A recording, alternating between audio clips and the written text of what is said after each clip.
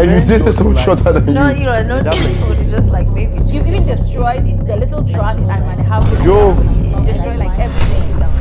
The ick. What is a non-deal breaker behavior that instantly gives you the ick? Well, when somebody puts their phone on loudspeaker to have a call, why do I have to hear your call? And then there are people around. You can't use it. It's not on loudspeaker. That's an ick. I feel like I do that to everybody around me.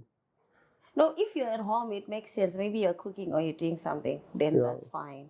But when you're doing it outside, like in public space. Yeah. Really? Yes. And also when you try so hard to please everybody in the room. A people pleaser. Yeah. Really? Like when you are doing too much, like it just gets annoying. Especially the person is like your partner or something. Yeah, because just be yourself. Why are you trying to please people? Maybe that's them. You never know. Some people are just born to like please people. It's not that good, but some people are just like that. You never know. Yeah. Is it ever acceptable to be just friends with a serious ex? Ooh, that's a very important question because why do you have to be friends with your serious ex? What does that even mean, serious ex? I feel like an ex is an ex, but anyway. No, there are exes where maybe you were together for like 1 year, 2 years prior, or going like 4 years down the line. I don't. That's literally marriage. People just do too much. Why are you dating somebody 4 years and you end up breaking up? But well, I don't think it's a good idea. To be like friends with like an ex. One way or the other, because every time you relate on a lot of things, so every time you're around each other, you retangle feelings, like you rekindle everything. So you just end up being together at the end of the day. It's something uncontrollable, I think. Yeah, I've tried it and I don't think it's a good idea. Hey.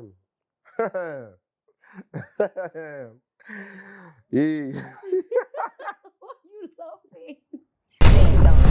On the first date, who pays and why?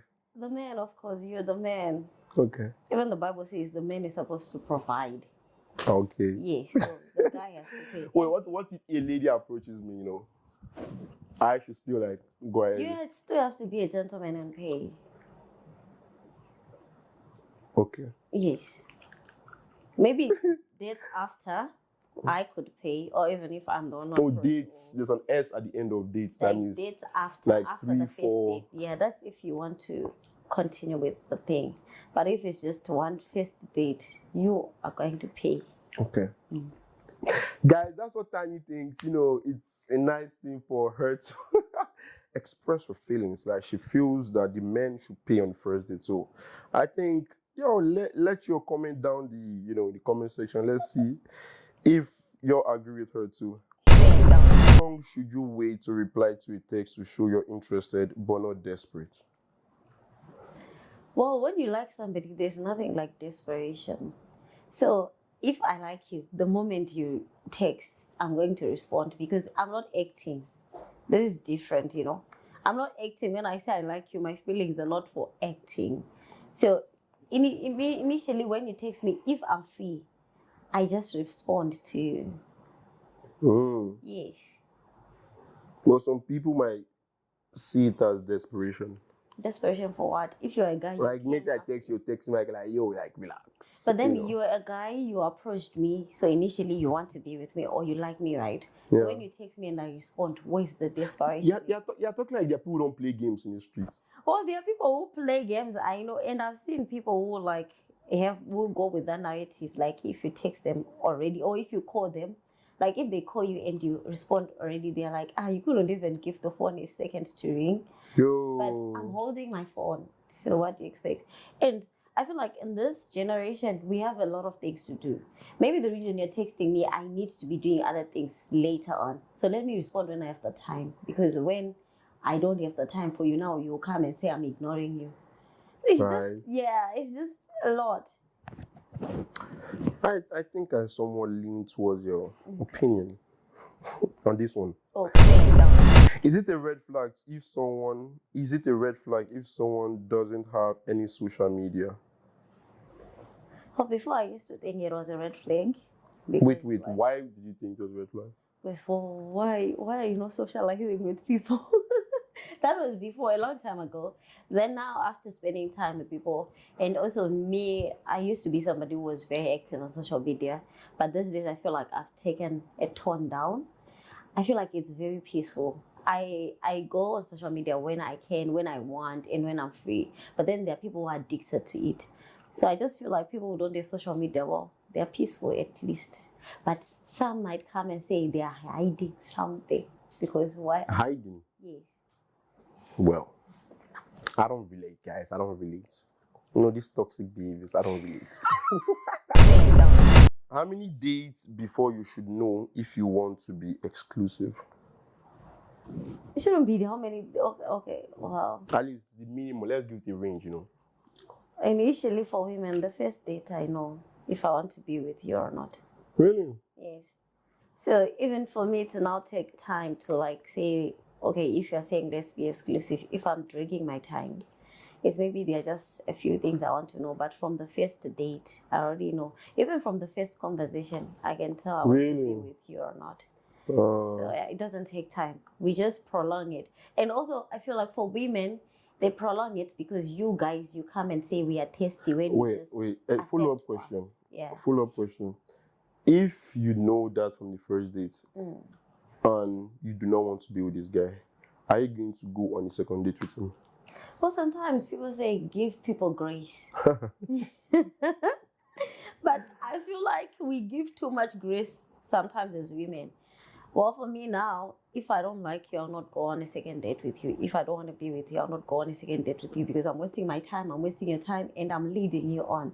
So if you go on a first date and I don't think it will work, I'll just tell you, like, you know what? I don't think it will work for me. Then we just leave. We go separate ways. It's peaceful for everybody. Yeah. But other girls now would continue going second, third date because they are going to free dinner, free locations for selfies, for videos, and they are getting free food. They're looking nice, so they will just go and entertain you. But it's always Hey, it's sad. How much should you share about your body count or dating history? I think I'm pretty open about that. I don't really mind. Well, dating history you can share in as much as you can. I don't mind. But when it comes to body count, I strongly advise against it. Really? Especially if it's the women, I strongly advise against it. Because men, what I've learned and what I've realized is Do you think body count matters? to women, it might not. Well, it matters to everybody, right? But where I'm coming from is when it comes to a man, you guys have sexual jealousy. So the more you know that there have been a lot of guys before, you start looking at the girl somehow. And it's even worse when you know the guys. Because men have ego. You guys have ego. So you feel like if I'm around people who have been with my girl and they know that I'm dating her, they might end up just saying anything. And you know how some of the guys will be like, whatever, what's so important, I've been with her. There's nothing I don't know, you know. So men have ego. The moment they just know there's a long list or there's just one, even if it's one or two, they just don't feel okay with it. So, well, it's not good to lie, but I strongly advise with oversharing it. Oversharing a body count, Yes. right? Yeah, on dating history. Yeah. I prefer saying, I wouldn't want to lie to you, so let's not talk about it. Because one or the other will just end up saying maybe one or two when it's not the truth. So for women, I strongly advise against it. For guys, you guys usually say it, and we don't usually just judge you. We just let it go. Yeah. So men, you're always. You don't need someone that's experienced, right? So, is it rude to look at your phone during a date if you are just checking the time? Well, very rude. Really? Very rude. Oh. Because if it's a date and it's the two of us, why do you need? Am I boring you? Why do you need to be checking your phone? I mean, just checking like less time, like No, it's even worse it's worse on both sides. If you're the guy you invited me here, now you start checking your phone. It simply means I'm boring you. So in the first place, why did you invite me? So you don't even like touch your phone on a date? No. Because me going on a date I with see you, why I'm I'm getting single to now. know you. Or you usually check your phone. Yeah, I'll be checking, bro. Why?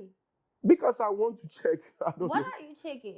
Yeah, no, something might come up, you know. There's something. nothing that might come up. When you say you want to have a date, it means that time is set for the person you're going on a date with. So you need to concentrate on that person and be present. Mm. So now when you start checking your phone, it Tips, means tips. maybe you have other better things to do. Like I don't have things to do.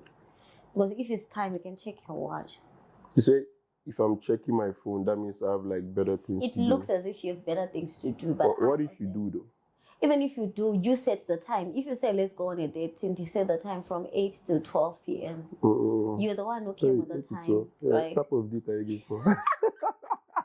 What kind of dates are you going to? Dates are meant for you to know somebody, so you need time 8 to to 12. talk. Oh, yeah. Hey, That's even 8 to nothing. 12, you won't check your phone. No. Wow. No, nice. I think I need to like change that. Yeah. I'll It's try, very like- rude. Oh. Yeah. Even if it's friends, it's very rude. No matter who you are, you're not supposed to check your phone. Even if it's friends. Yes. Okay.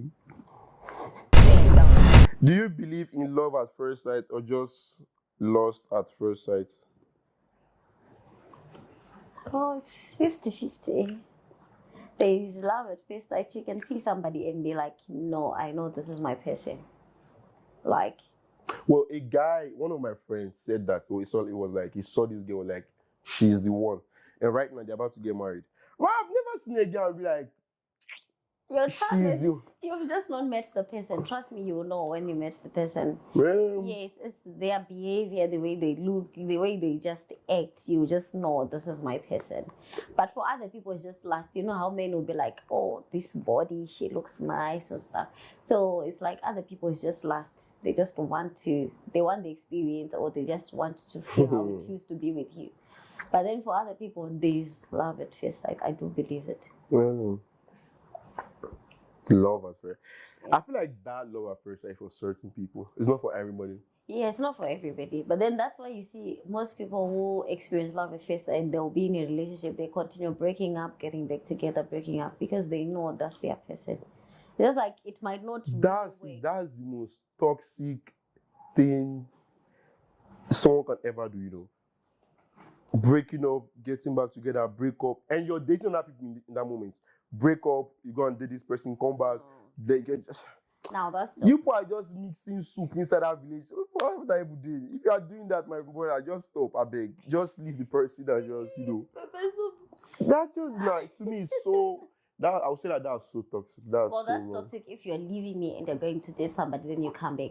But if we're taking space, like we break up, then you're still on your own, then we like rekindle things, that's okay. You see that word in space? I don't like it. You know why? Why? Space is like, if your phone tells you you need space, what do? You delete some things or you buy space. You delete some things that are not necessary, right? Yes. So what is the person trying to tell you? You are not necessary in my life right now. So move.